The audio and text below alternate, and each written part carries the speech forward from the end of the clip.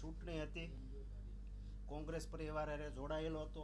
મારા નિવેદનથી કોંગ્રેસને કાંઈ નુકસાની ન જાય એટલા માટે હું ચૂપ હતો. તમને પણ ખ્યાલ છે આ પરેશભાઈ ધાનાણીની મર્યાદા નડતી હતી, શક્તિસિંહ ગોહિલ સાહેબની મર્યાદા નડતી હતી. એટલા માટે મારા નિવેદનથી ચૂંટણીનું રિઝલ્ટ, આ ચૂંટણી પતે પછી મારે હાજર થવું હતું. મારા નિવેદનથી કોંગ્રેસને કાંઈ નુકસાની ન જાય. બાકી તમે જાણો છો 2017માં કોંગ્રેસે મને શું કર્યું હતું. અત્યારે ગદ્દારીની વાત કરે છે. 2017માં મને ટિકિટ અગાઉ જ કહી દીધું હતું, ટિકિટ તમારી છે, મહેનત કરવા મળો. મેં ખર્ચો કર્યો તો, મહેનત કરી હતી. 2017માં મારા મેન્ડેટ ઉપર ભાજપમાંથી આવેલા અને મેન્ડેટ આપી દીધું હતું. ટિકિટ મને મફત નહોતી આપી. જે તે પ્રમુખ હતા એના એજન્ટ દ્વારા અમે ટિકિટ લીધી હતી. ત્યારબાદ ઉપરથી રૂપિયા આપ્યા, એમને ટિકિટ આપી દીધી. મેં પાછું ટીવીમાં હમાસર આવ્યા, મેન્ડેટ બીજાને આપ્યું છે. મેં પાછું કીધું પ્રમુખને, ભાઈ ટિકિટ કોને આપી છે કે તમને મેન્ડેટ મળી ગયું ફોર્મ ભરી આવો. તો આમ જનતા પાર્ટી મારી સાથે હતી. 20,000 લોકોને લઈ અને હું ફોર્મ ભરવા ગયો. ત્યારે ફોર્મ ભરવા ગયો, પૂછીને જાઉં છું, છેક કલેક્ટર ઓફિસે પહોંચ્યો ત્યારે મને કહેવાય તમે પાછા વળો. મારી સાથે જનતા જોડાયેલી હતી, કાર્યકર્તા હતા, એની સામે પાર્ટીએ ગદ્દારી નહોતી કરી. અત્યારે ગદ્દારીની વાત કરે, હું ચૂપ બેઠો હતો. આમ જનતા પણ જાણે છે કોંગ્રેસની કાર્યાલય 24 કલાક હું ખુલ્લી રાખી છે. અહીંયા કોંગ્રેસના કોર્પોરેટરો નહોતા, કોંગ્રેસના પ્રમુખને પણ રાજીનામું આપી દીધું હતું. એક પણ પ્રમુખ કોંગ્રેસનો નહોતા, હોડ પ્રમુખો નહોતા, કાર્યકર્તાઓ ખાલી કાર્યકર્તાઓ હતા, હોદ્દેદારો નહોતા, કોઈ કોર્પોરેટર નહોતા. જ્યારે કોરોના આવ્યો ત્યારે કોંગ્રેસને ઉજળી રાખવા માટે મેં કોંગ્રેસના નામે આઇસોલેશન વોર્ડ ખોલ્યો હતો. રસોડું કોંગ્રેસના નામે 24 કલાક ખોલ્યું હતું. ગામડે કોઈ જવામાં હોય, કોઈ કોંગ્રેસે એક નંબર મૂક્યો હતો, પરપ્રાંતિ કોઈ અટવાણા હોય એમના માટે. ત્યારે કોઈનો ફોન આવતો, ત્યારે મને ફોન આવતો કે ભાઈ આ એડ્રેસ ઉપર તમે જઈ આવો, આમને કીટ આપો, અમને રૂપિયા આપો, આને ટ્રેનની વ્યવસ્થા કરી ગયો. કોઈને સૌરાષ્ટ્રમાં જવાનું હોય ત્યારે બસની વ્યવસ્થા, એ વ્યવસ્થા બધું કોરોના કાળમાં હું કરતો, ત્યારે કોંગ્રેસના નામે કરતો.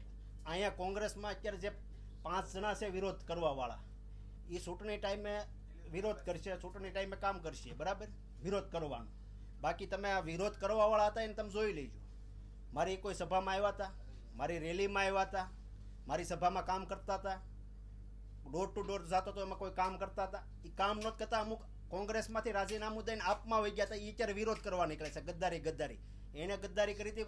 આમ આદમી પાર્ટીમાં ટિકિટ નહોતી આપી, ત્યારે કોંગ્રેસમાં ટિકિટ લેવા માટે, હવે કોંગ્રેસમાં ભળવા માટે વિરોધ કરે છે.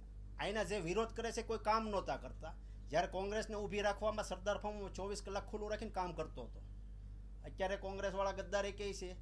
કોંગ્રેસે પહેલી ગદ્દારી મારી ઉપર કરી હતી. 2017માં ટિકિટ આપી હતી. ટિકિટ આપ્યા પછી ટિકિટ કાપી નાખી, એ છેલ્લી ઘડીએ કાપી હતી. અત્યારે મારે આ કોંગ્રેસ સાથે કરવાનું જ નહોતું, પણ મારા કાર્યકર્તાઓ જે ટેકેદારો છે, ઓફિસનો સ્ટાફ છે, મારે કાર્યકર્તાઓ છે, એ નારાજ હતા કે ભાઈ આ એક પણ અહીંના પ્રમુખ બનાવે, હોડ પ્રમુખ બનાવે, બહારના લઈને બનાવડાવે. હોડ પ્રમુખ કામ કરે ને બીજા પાસે કામ કરાવડે, એ કામ કરે ને. અહીંના કાર્યકર્તાઓને કામ કરવું હતું, પણ અહીંના બની બેઠેલા 5 નેતાઓ છે એને કામ કરવું નથી ને કામ કરવા દેવું નથી. આમ આદમી પાર્ટીના નેતાઓ કે કાર્યકર્તાઓ અમારી સાથે કામ કરતા હોય, કે અહીંના કોર્પોરેટરો કે વિરોધ પક્ષના નેતા કામ કરતા હોય તો એમનો વિરોધ કરે કે એમને તમે શું કરવા સાથે રાખો છો, એમના ફોટા કેમ મારો છો, અમારા ફોટા કેમ નથી મારતા, અમને કેમ મારે. એટલે ભાઈ આપણા કોઈ અહીંયા ચૂંટાયેલા નથી, આપણા કોઈ હોદ્દેદાર નથી. હોદ્દેદારો જે છે એના કાયદેસર કોંગ્રેસના ફોટા મારીએ છીએ. આપણને 2700 મત મળ્યા હોય, જેને 50,000 મત મળ્યા હોય એને આપણે સાથે રાખવા પડે. ઇન્ડિયા ગઠબંધન છે એટલા માટે આપણે આમ આદમી પાર્ટી સાથે રાખવા પડે. આપણે એ સમજાવતા હતા કે આપણે ડોર ટુ ડોર જવું નહીં, વિરોધ કરે. આમ આદમી પાર્ટી કામ કરતા હોય તો એનો વિરોધ કરે. એટલા માટે પછી આ આપણે કરવાનું નહોતું. પણ મારે જે ટેકેદારો છે એ બધા કોંગ્રેસી જ છે. આ બધા કે તમારા ભાગીદાર છે કોંગ્રેસના, ટોટલ અહીંના બધા મારી હારે ભાગીદારમાં જ છે. કોંગ્રેસવાળા, હું કોંગ્રેસમાં છું અને કોંગ્રેસ સાથે બધા કાર્યકર્તાઓ, નેતાઓ અમે બધા ભાગમાં કામ કરીએ છીએ. એટલા માટે વાત કરે છે. બાકી બધા કોંગ્રેસના અહીંથી પ્રતાપભાઈથી લઈને કે અહીંના જે હોય બધા મારા ભાગીદાર જ છે. એમાં કોઈ કાંઈ વાંધો નથી. પણ કોંગ્રેસ જે ગદ્દારી કરવાની વાત કરે છે ને, એ કોંગ્રેસે પહેલી ગદ્દારી કરી હતી 2017માં. એટલે કોંગ્રેસે વિચારી લે 2017માં આપણે ભૂલ કરી હતી. આ કાંઈ મેં પહેલી નથી કરી, પહેલી ભૂલ કોંગ્રેસે કરી હતી. એટલું યાદ રાખે.